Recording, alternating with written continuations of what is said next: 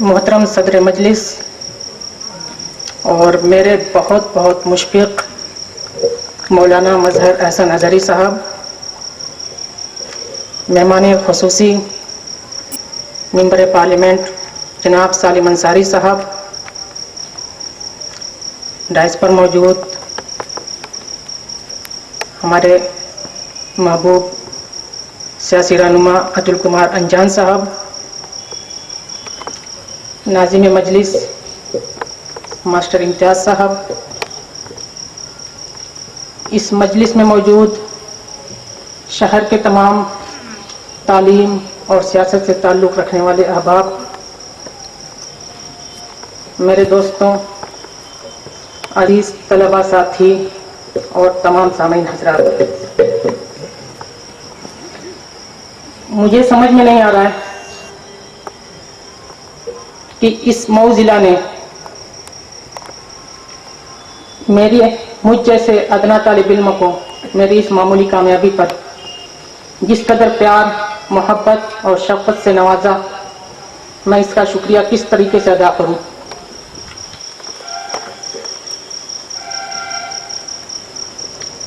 میں اپنے عزیز طلباء ساتھی سے یہ کہنا چاہوں گا کہ آپ کو شاید اس خوشی اور روحانی مسرت کا اندازہ نہیں ہو سکتا جب آپ کے اساتذہ آپ کی کسی کامیابی پر آپ کو گلے لگا کر مبارکباد پیش کریں۔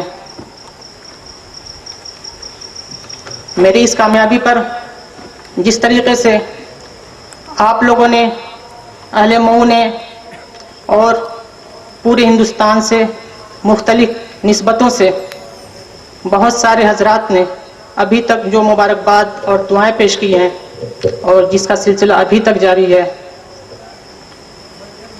میں نہیں سمجھ پاتا کہ اس کا بدلہ میں کس طریقے سے ادا کر پاؤں گا۔ بس اس وقت میں اپنی طرف سے، اپنے والدین کی طرف سے اور اپنے گھر والوں کی طرف سے اور تمام رشتہ داروں اور خاص طور سے جامعہ عالیہ عربیہ کی طرف سے آپ تمام لوگوں کا تہہ دل سے شکر گزار ہوں۔ اس مجلس میں موجود مجھے ہوئے مقررین، سیاستداں اور بہت سی علمی شخصیات کے بیچ مجھ جیسے ادنا طالب علم کے لیے اپنی زبان کھولنا اور آپ لوگوں کے سامنے کچھ باتیں پیش کرنا واقعتاً میرے لیے انتہائی مشکل کام ہے۔ شاید یہ میرے لیے اچھا ہوتا کہ میرے جونیئر طلباء ساتھی کسی محفل میں اکٹھا ہوتے اور میں ان سے روبرو بیٹھ کے بات کر لیتا، لیکن اس مجلس میں اس طریقے سے موجود بڑی بڑی شخصیات کے سامنے کچھ باتیں پیش کرنا واقعتاً میں بہت مشکل محسوس کر رہا ہوں۔ کچھ باتیں اپنے ٹوٹے پھوٹے الفاظ میں جو شاید میرے اپنے تجربات ہیں، اور اس میں بہت ساری باتیں ایسی ہیں جو مئو کے طلباء، چاہے وہ اسکول سے ہوں، مدارس سے ہوں، جو دلی کے اندر، علی گڑھ کے اندر یا بہت ساری جگہوں پہ تعلیم حاصل کر رہے ہیں، ان کے اپنے تجربات کو ان سے بات کر کے میں نے حاصل کیا، وہ شاید میں آپ کے سامنے پیش کرنے کی کچھ خام سی کوشش کروں گا۔ امید ہے کہ اس بیچ میں اگر مجھ سے کوئی غلطی سرزد ہو تو آپ لوگ مجھے معاف رکھیں گے۔ اپنی بات آگے بڑھانے سے پہلے میں اپنے بہت ہی محترم مولانا ابوالقاسم عبدالعظیم صاحب کی بات پر رکھنا چاہوں گا کہ واقعتاً مدارس کا جو مقصد ہے، مدارس کے سامنے جو معیار ہے، اگر اس کو سامنے رکھا جائے اور ہمارے سامنے مدارس نے جس طرح کے لوگوں کو پیدا کیا ہے، بہت دور نہ جائیں، اگر ہم ابھی پچھلی نسل کو دیکھیں اور خاص طور سے یہ 3 ازہریوں کا جو گروپ تھا، اور خود میں حضرت مولانا کو بھی اسی سب میں شامل مانتا ہوں، تو شاید اس کا جواب یہ UPSC بھی نہیں ہے۔ UPSC میرے خیال سے ان سارے مقاصد کے سامنے بہت معمولی سی چیز ہے۔ یہ علماء جو علم و فن، علم و بردباری اور इंसानियत के एक मुजस्सम नमूना होते हैं। इनके सामने यूपीएससी पास करने वाला, उसमें कामयाबी हासिल करने वाला या सियासत में आने वाला जो हो सकता है बहुत पैसे कमा ले, बहुत स्टेटस हासिल कर ले, लेकिन इनका मुकाबला हरगिज़ मैं इन लोगों से नहीं कर सकता। लेकिन हज़रत मौलाना की खिदमत में मैं सिर्फ एक बात पेश करना चाहूँगा कि यूपीएससी का जो ये एग्ज़ाम है, ये सिर्फ किसी एक सब्जेक्ट का मतलब नहीं है, ये सिर्फ एक सब्जेक्ट से नहीं होता है। इसमें अभी तक जो पिछले साल तक पैटर्न था, इसमें दो मौज़ूआत होते थे, दो सब्जेक्ट हुआ करते थे जो आपको सोशल साइंसेज या लैंग्वेजेस में से मुंतखब करना होता था। जबकि जीएस में बहुत सारे मज़ामीन हैं, जैसे तारीख़, सियासत, मईशत, ज्योग्राफी और साइंस की बहुत सारी ब्रांचेस जो हो सकती हैं, वो सारे हिस्से शामिल होते हैं। और जहाँ तक अरबी, उर्दू, फारसी, संस्कृत, मैथिली, पाली इस तरह की ज़बानों की बात है, तो इसके पेपर यूपीएससी के हल्के में भी खुद यूपीएससी को भी इस बात का एहसास है और इस एग्ज़ाम की तैयारी करने वालों को भी एहसास है कि ये पेपर जो सेट किए जाते हैं, एक तो बहुत हल्के अंदाज में सेट किए जाते हैं, रिपीटेशन बहुत होता है और बच्चे भी इसमें बहुत कम आते हैं। इसलिए ये अरबी, उर्दू, पर्शियन के पेपर यूपीएससी के सही पैटर्न और उसके सही जज्बे की नुमाइंदगी हरगिज़ नहीं करते। मैं आपसे एक बात ये कहना चाहूँ, यूपीएससी की तैयारी करने वाले हाँ इसमें कामयाबी हासिल करें या ना करें, लेकिन आप उनसे जब वो अपने इस शौक से निकल जाएं कि उनका सिलेक्शन इसमें नहीं हुआ, तब उनसे पूछिए, वो आप सबको ज़रूर ये बताएंगे। मैं बीच में माजरत चाहूँगा कि मैं हज़रत मौलाना कोई जवाब नहीं दे रहा हूँ, मैं बस लोगों के सामने कुछ बातें रख रहा हूँ कि उसको इस बात की खुशी होती है कि मैंने यूपीएससी की तैयारी की। इसकी वजह से मेरा फ़ायदा ये हुआ कि चीज़ें जो हमारे सामने आती हैं हमारे सोसाइटी के अंदर, या जिस तरीके से हमें चीज़ों को सोचना, समझना और सीखना चाहिए, यूपीएससी की इस तैयारी ने इसमें उन्हें बहुत मदद की, इसलिए कि वह हर पहलू को मुख्तलिफ एंगल से तारीखी, समाजी, माशी और मॉडर्न साइंस एंड टेक की मुनासबत से और उसके तनाजुर में समझने और सोचने की कोशिश करते हैं। तो मेरा कहने का मकसद सिर्फ ये था कि यूपीएससी ठीक है अरबी और उर्दू और दूसरी ज़बानों के हवाले से हल्का एग्ज़ाम मालूम हो, लेकिन हकीकत में ऐसा कुछ नहीं है। यहाँ पर बैठे लोग और मेरे असातिज़ा और तालीम दोस्त हजरात, इनकी ख्वाहिश थी कि मैं अपने तजर्बात आप लोगों के सामने रखूं। जहाँ तक मेरे तजर्बात की बात है, तो मैं ये बात मानता हूँ कि मेरा केस मऊ के हज़ारों लाखों आम बच्चों के से बिल्कुल मुख्तलिफ नहीं है। मुझे सिर्फ उन्हीं मसाइल का सामना था जो यहाँ के हर बच्चे को रोज़ाना उसकी अपनी ज़िंदगी में सामना करना पड़ता है। स्कूल और मदरसे जाने का टाइम होता है, तब तक वो अपने पावर लूम पर काम करता है, साड़ी लेके जाना है, घर के काम करने हैं, बहुत सारी चीज़ें करनी है, फिर मदरसे जाना है, स्कूल जाना है, वहाँ से आके फिर काम करना है, गई रात तक लाइट है नहीं है, गई रात तक काम करना है, पूरी रात काम करना है, पूरी रात काम करके फिर स्कूल जाना है। ये सारी परेशानियाँ यहाँ के बच्चे उठाते हैं और मैंने भी सिर्फ यही परेशानियाँ उठाई हैं। और दूसरी बात, मेरा सिलेक्शन होने के बाद जिस तरीके से अखबारात और बहुत सारे लोगों ने ये बात बार बार कहने की और इसको उजागर करने की कोशिश की कि ये बच्चा गरीब था, गरीब घर का था, कमज़ोर था, तो माफ़ कीजिएगा, गरीब होना मुझे फ़ख्र है बल्कि गरीब होने पर, लेकिन मैं बिल्कुल इस बात को मानने को तैयार नहीं हूँ कि गरीब मजबूर होता है। जब अखबारात में इस तरह की रिपोर्टें आ रही थीं तो मुझे वाक़तन बहुत बुरा लग रहा था और मैं सोच रहा था कि ये शायद मेरे दिल को अपील नहीं कर रही है बात। उसी वक्त मैं एक जापानी गुरु जो बहुत मशहूर हैप्पीनेस क्लासेस चलाते हैं, उनकी एक किताब पढ़ रहा था। तो उसमें उन्होंने ये बताया कि आप अगर गरीब हो, आपके पास वसाइल नहीं है, आपके सामने मसाइल का सामना हो, तो आपको उससे बिल्कुल घबराना नहीं चाहिए, इसलिए कि ऊपर वाले ने جو آپ کو یہ سارے مسائل دیے ہیں تو اس نے آپ کو دیکھ کر دیا ہے. آپ کے اندر طاقت ہے, ہمت ہے, مضبوطی ہے, اور اس کے علاوہ اس نے یہ چیز اس لیے آپ کو دی ہے تاکہ آپ اس سے سبق سیکھیں اور بہت آگے بڑھ سکیں. تو اسی لیے میں کہنا چاہوں گا کہ غریب ہونا ہے, مجبور ہونا نہیں ہے. سول سروسز ایگزام یہ ہندوستان کے کمپٹیٹیو ایگزامز میں سب سے اوپر رکھا جاتا ہے, اور تقریباً ہر ہندوستانی طالب علم کی یہ خواہش ہوتی ہے کہ اس ایگزام میں شریک ہو, اس میں کامیابی حاصل کریں.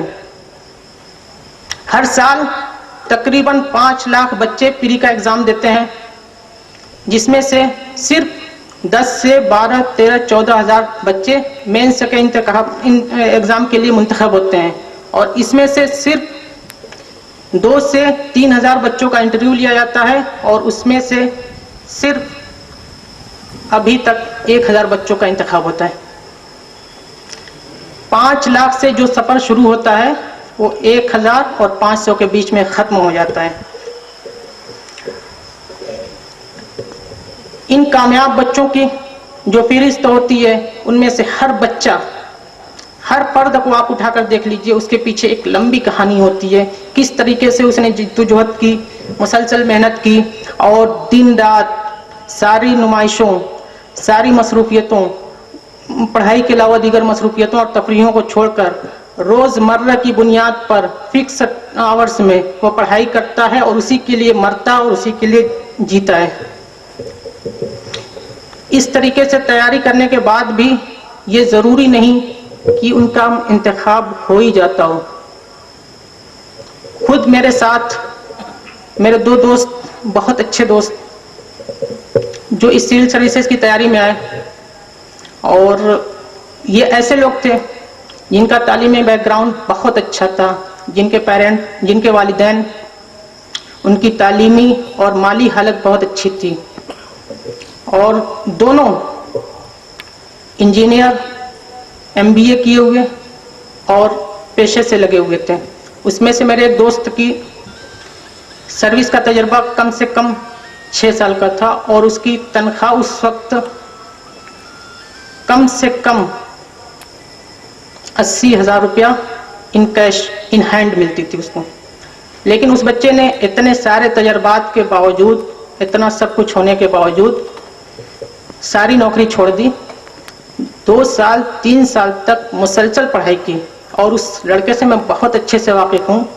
اس کا جو شیڈیول ہوتا تھا 3 بجے صبح اٹھ جانا, عام طور سے دلی میں جب لوگ اٹھتے تھے اس وقت تک وہ 6 گھنٹے کی پڑھائی مکمل کر چکا ہوتا تھا. لیکن قسمت, UPSC میں قسمت سب کام کرتی ہے, کہ اتنی تیاری کے باوجود اس بچے کا پری نہیں ہو سکا.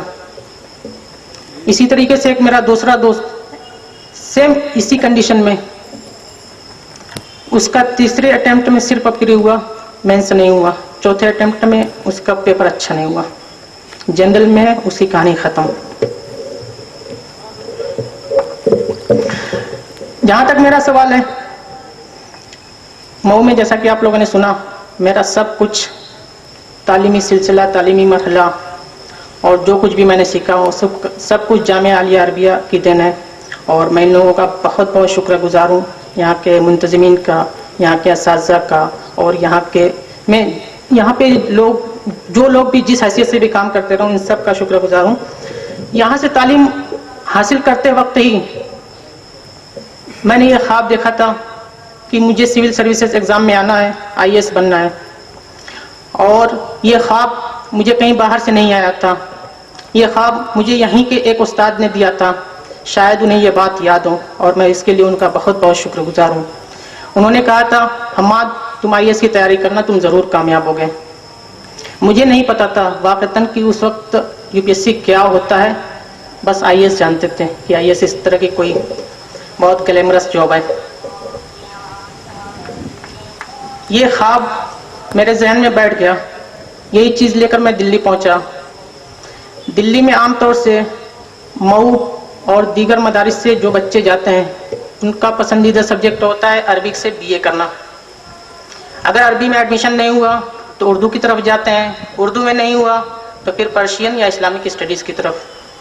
میں نے سن رکھا تھا کہ آئی ایس کے ایگزام کے لیے تاریخ کا سبجیکٹ بہت اچھا ہوتا ہے، بہت مناسب ہوتا ہے، تو میں نے اس کے لیے اپلائی کیا جامعہ کے اندر، اور جامعہ میں میرا ایڈمیشن بھی ہو گیا. چونکہ یہ چیز رواج سے ہٹ کر تھی تو پرانے کچھ ساتھی، کچھ لوگوں نے اس کی تحسین بھی کی، حوصلہ افزائی بھی کی، جبکہ کچھ دوسرے ساتھی ایسے تھے جو پیٹھ پیچھے مذاق اڑاتے رہے کہ چلے ہیں آئی ایس بننے. لیکن جامعہ کے 3 سال گریجویشن کرتے وقت بہت سارے مسائل و مشکلات کی نظر ہو گئے. یہ خواب ہی رہا، بلکہ صحیح بات تو یہ کہ مجھے اس وقت تک بھی یو پی ایس سی اور آئی ایس کے بارے میں کچھ خاص پتہ نہیں تھا. اسی دوران جے این یو میں نے ایڈمیشن لیا، اور اسی وقت دہلی کے اندر زیڈ ایف آئی نام کی ایک آرگنائزیشن نے پہلی مرتبہ سول سروسز کی تیاری کرنے والے بچوں کے لیے ایک کمپٹیشن کرایا. میں نے بھی اس میں حصہ لیا، اور اللہ کے کرم و کرم سے میں بھی اس کے لیے سلیکٹ ہو گیا. ان کا پلان یہ تھا کہ جو بچے یہاں پہ منتخب ہوں گے، ہر اس بچے کو وہ دلی کے سب سے اچھے کوچنگ سینٹرز ہیں، کوچنگ انسٹیٹیوشنز ہیں، وہاں پہ کوچنگ اور دوسری ضروریات کے لیے فنانس کریں گے، ان کی ساری ضرورتوں کو پورا کریں گے. تقریباً 20 بچوں کا سلیکشن پہلی مرتبہ ان لوگوں نے کیا تھا. میرے لیے تو یہ انتہائی خوشگوار حیرت کی بات تھی کہ اتنی بڑی رقم کسی نامعلوم بچے کو کوئی کس طریقے سے دے سکتا ہے. ان کا انداز اور ان کا جو طریقہ تھا، مجھے حیرت ہو رہی تھی کہ ایسا محسوس ہو رہا تھا کہ وہ لوگ ہم پہ احسان نہیں کر رہے ہیں ہم بچوں پر، بلکہ ہم ان پہ احسان کر رہے ہیں کہ ہم نے ان کی اس اسکالرشپ کو لیا. آپ اس چیز کا اندازہ ہمارے مئو کے اندر جو پروگرام کرائے جاتے ہیں، جو چیزیں اس طریقے سے منعقد کی جاتی ہیں، اس سے ایک توازن اور موازنہ کر کے دیکھ سکتے ہیں. بہرحال یو پی ایس سی کی طرف اس کوچنگ کے بعد میں نے پری کا ایگزام دیا، 1 مرتبہ 2 مرتبہ 3 مرتبہ 4 مرتبہ، ناکام رہا. بڑا مشکل معلوم ہوا کہ کیا ہوگا، کس چیز میں نے ہاتھ ڈال دیا ہے، نہ جانے کیا ہو. بہرحال دوستوں، والدین، اساتذہ اور بہت سے احباب کی حوصلہ افزائی کام آئی، اور اس میدان میں جٹا رہا، اور آخر میں آپ لوگوں کی دعاؤں کے نتیجے میں میں کامیاب ہو پایا. میں مانتا ہوں کہ پچ پر بیٹنگ میں کر رہا تھا، کامیابی کا سہرا میرے سر مٹا جا رہا ہے، لیکن میں پورے طور پہ اس کا حقدار نہیں ہوں.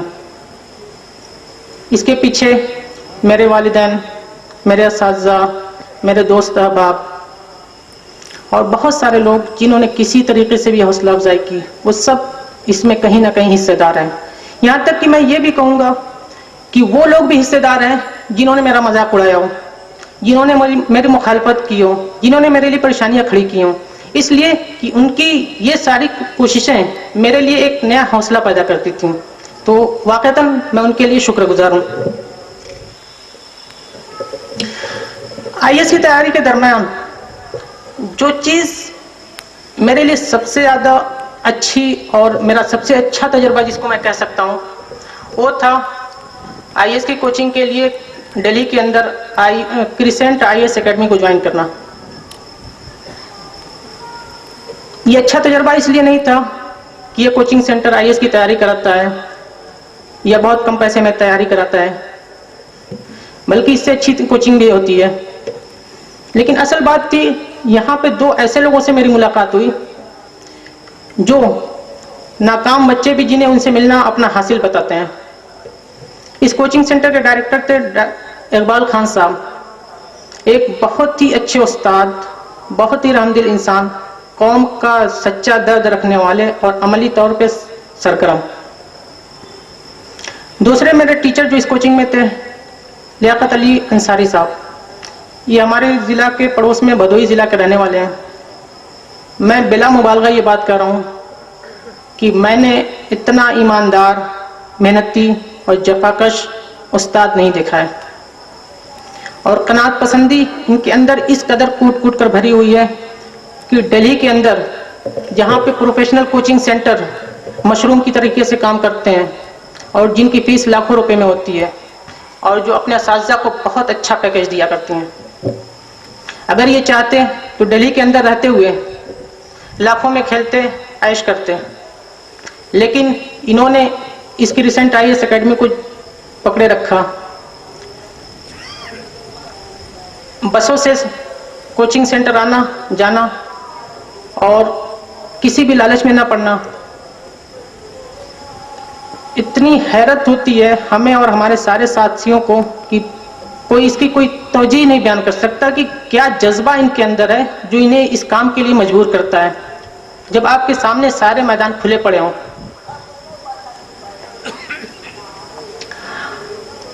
اور ان کی جفاکشی کا یہ حالت ہے کہ جہاں دیگر کوچنگ سینٹر ایک دو گھنٹے کے لمبی رقم آپ سے وصول کرتے ہوں، یہ 8 گھنٹے بیٹھا کے کلاسز لیتے ہیں اور کبھی کبھی تو انہوں نے ہمیں پوری رات کلاس لی. جو بچے جن کا سلیکشن نہیں ہوا وہ آج بھی مانتے ہیں کہ سر جیسے انسان سے ملنا یہ ہماری زندگی کا سب سے اچھا اور بڑھیا تجربہ رہا. حضرات، سول سروسز میں کامیابی حاصل کرنا، IAS بننے کا خواب پالنا اور اس میں کامیاب ہونا یہ ایک بہت بڑی بات سمجھی جاتی ہے. لیکن اگر کوئی شخص مدرسے سے ہو، اردو میڈیم سے یہ ایگزام لکھے تو اس کی بات ہی کچھ اور ہو جاتی ہے.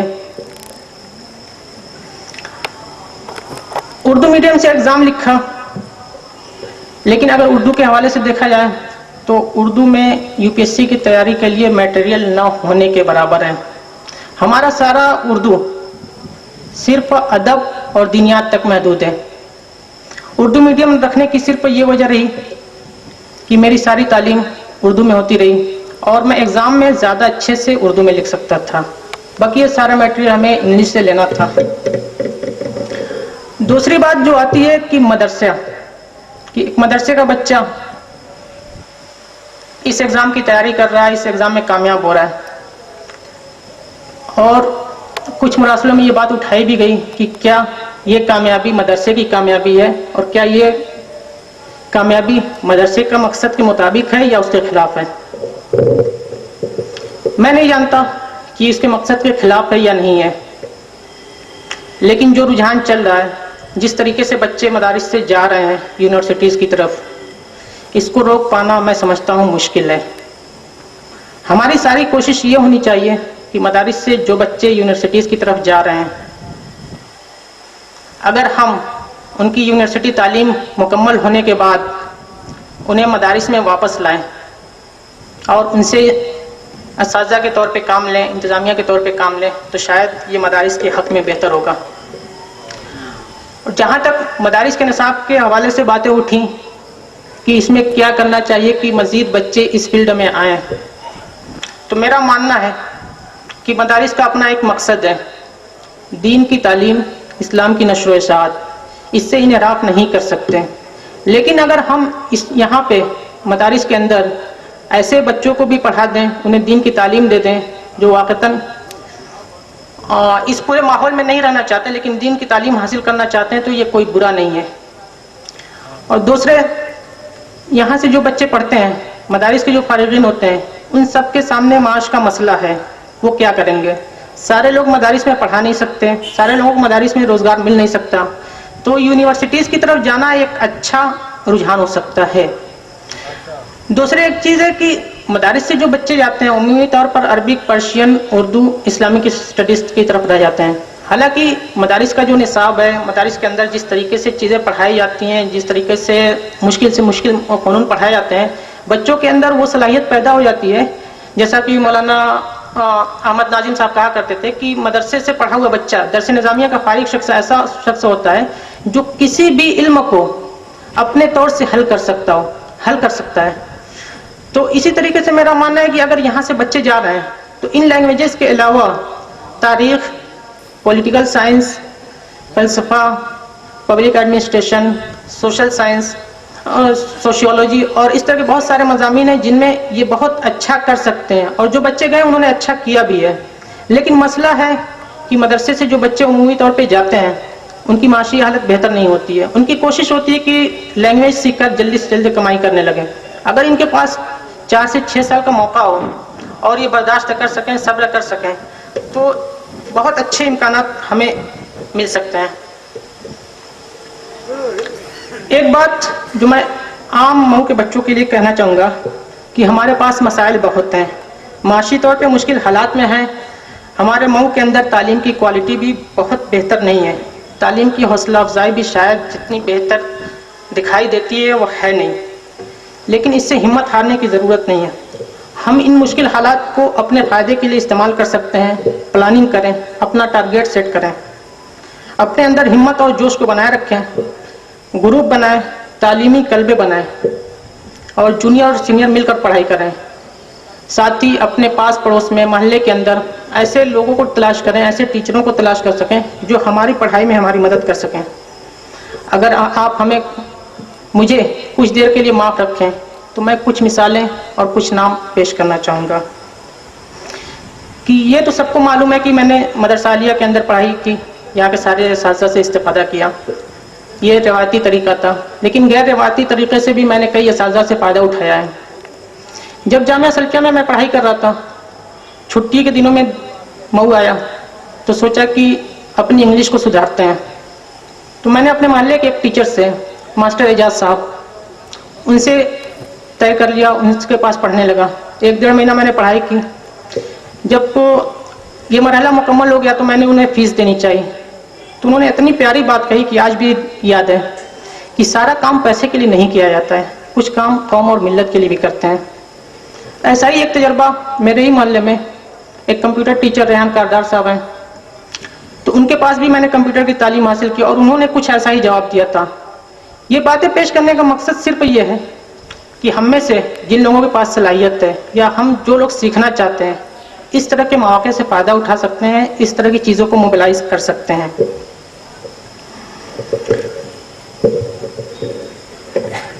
یہ ہم ایک مسئلہ ہوتا ہے کہ ہماری تیاری کب کسی چیز کی شروع ہو. میڈیکل کی تیاری، انجینئرنگ کی تیاری، سول سروسز میں جانا ہے اور بہت سارے ایگزامس ہیں. تو ہمیں لگتا ہے کہ شاید ہم ہائی اسکول انٹر کر لیں، جب باہر جائیں گے تو کوچنگ کریں گے اور پھر ہمارا ایڈمیشن ہو جائے گا. یہ طریقہ غلط ہے. ہماری تیاری اسی وقت شروع ہوتی ہے جب ہم اسکول میں جاتے ہیں، پرائمری کلاسز کرتے ہیں، junior high school, senior high school, 10+2.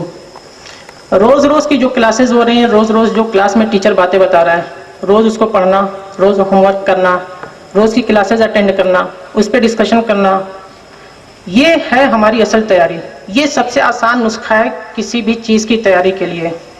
اگر ہم اس کو فالو کریں تو انشاءاللہ ہمیں مستقبل میں کوئی پریشانی نہیں ہوگی اور بہت کم ٹیوشن اور بہت کم کوچنگ کے ساتھ ہم اپنے مقصد میں کامیاب ہو جائیں گے. شاید میں نے کچھ زیادہ باتیں بول دی ہیں اور نامناسب بھی شاید ہوں. تو آخر میں چونکہ یہاں پہ سارے تعلیم دوست حضرات موجود ہیں اور کچھ کرنے کا جذبہ اور ہمت بھی رکھتے ہیں، میں ایک گزارش کروں گا کہ ہم میں سے کوئی بھی کسی بچے کو تعلیم کے لیے ذاتی طور پہ مدد نہ دے. اس سے کیا ہوتا ہے کہ آپ کے اندر ہمیشہ ایک کیڑا جاگتا رہتا ہے کہ میں نے احسان کیا ہے، اور اس بچے کے اندر بھی یہ بات پیدا ہوتی رہتی ہے کہ اس کی غیرت کو کہیں نہ کہیں ٹھیس پہنچتی رہتی ہے. تو اگر آپ یہ کام کرنا چاہتے ہیں تو آپ سارے لوگ مل کر بیٹھیں، کچھ تنظیم بنائیں، کچھ آرگنائزیشن بنائیں جہاں پہ ایجوکیشنل فنڈ کریٹ کیا جائے، کمپٹیشن کرائے جائیں، اور جو بچے اس میں کامیاب ہوتے ہیں وہ اس پیسے کو، اس اسکالرشپ کو اپنا حق سمجھ کے جیت کے طور پہ اس کو لیں. اس طریقے سے دونوں کے بیچ ملاقات بھی نہیں ہوگی، کسی پر احسان کرنے اور کسی دوسرے پر احسان اٹھانے کا بوجھ بھی نہیں رہے گا. دوسرے یہ کہ معاف کیجیے گا، جو بچے دہلی کے اندر آتے ہیں ان سے ملاقات ہوتی ہے، بہت ساری باتیں ہوتی ہیں. ابھی ادھر ایگزام انٹرنس کا ٹائم چل رہا ہے، بہت سارے بچوں سے بات ہوئی، لیکن میں نے کسی کو مطمئن نہیں پایا یہاں کے تعلیمی نظام سے، یہاں کے سسٹم سے. تو پلیز آپ سب لوگ مل کر بیٹھیں، سوچیں سمجھیں کیا خرابیاں ہیں، کیا پرابلمس ہیں، اس کو درست کرنے کی فکر کریں، اچھے اساتذہ کو لائیں. اچھی سہولیات لائیں. آج کل انفارمیشن کی کہیں کمی نہیں ہے, انفارمیشن کا اوور فلو ہو رہا ہے. ہمیں اس کو کس طریقے سے استعمال کرنا ہے, اس کے لیے کوئی اسٹریٹجی تیار کریں. اگر ہم ایسا کر پاتے ہیں, ان چھوٹی چھوٹی باتوں پہ دھیان رکھ پاتے ہیں, تو میں سمجھتا ہوں کہ بہت جلد ہم یہاں سے بہت اچھا رزلٹ دے پائیں گے. اور بقیہ اتنی باتیں میں سمجھتا ہوں کافی ہیں. آپ سب لوگوں کا یہاں پہ آنے, میری باتوں کو سننے اور مجھے یہ موقع دینے کے لیے شکریہ ادا کرتا ہوں. السلام علیکم.